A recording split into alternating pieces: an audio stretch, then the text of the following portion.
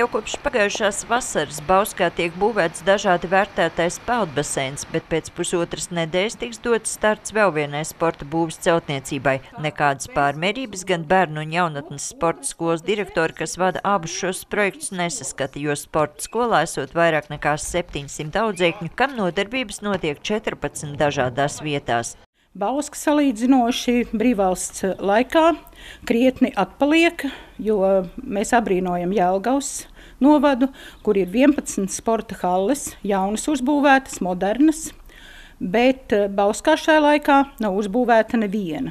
Atšķirība vien tā, ka Jelgavas novadā sporta halles tika būvētas pie skolām, tādējādi daudz vietu piesaistot arī Eiropas fondu līdzekļus, bet baušķinieki tās 100% apmaksās paši. Grantiņas kundze gan uzsver, ka sporta hallei jēga ir tikai tad, ja tā ir pie stadiona, bet lai jauno halli, kuras būvniecībā daļa no ēkas būs jāierok zem zemes, piepildītu arī rīta pusē, tikšot pārņemta Ogras pieredze ar autobusu uz nodarbībām vest bērnu dārza bērnus.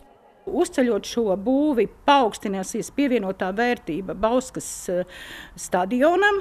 Nākošais tātad cikls ir tas, ka mēs līdz galam sakārtosim stadionu, kur ir nepieciešams gan šie pludmales volejbola laukumi, gan sakārtot volejbola laukumus, praktiski to bāzi sakārtot tādā līmenī, lai mēs arī pieņemtu starptautiskās sacensības. Peldbaseinu un sporta halles būvniecības izmaksas būs 7,3 miljoni eiro, no kuriem gandrīz 6 miljoni ir aizņēmums valsts kasē uz 30 gadiem. Šobrīd pašvaldības aizņēmumi tātad jau ierēķinot iekšā šos jaunos, kas ir hallē, ir 9,79%, tātad tā ir gandrīz pusi no pieļaujamā. Visi aprēķini, kas ir veikti uz esošās situācijas bāzes, līdz ar to nav pamata uzskatīt, ka Bauskas novads varētu netikt galā ar šiem aizņēmumiem valsts kasē. Kopējais Bauskas novada budžets šogad ir 30,5 miljoni eiro, bet kopējais aizņēmums valsts kasē, kas jāatmaksā līdz 2047. gadam pašreiz, ir 16,6 miljoni eiro.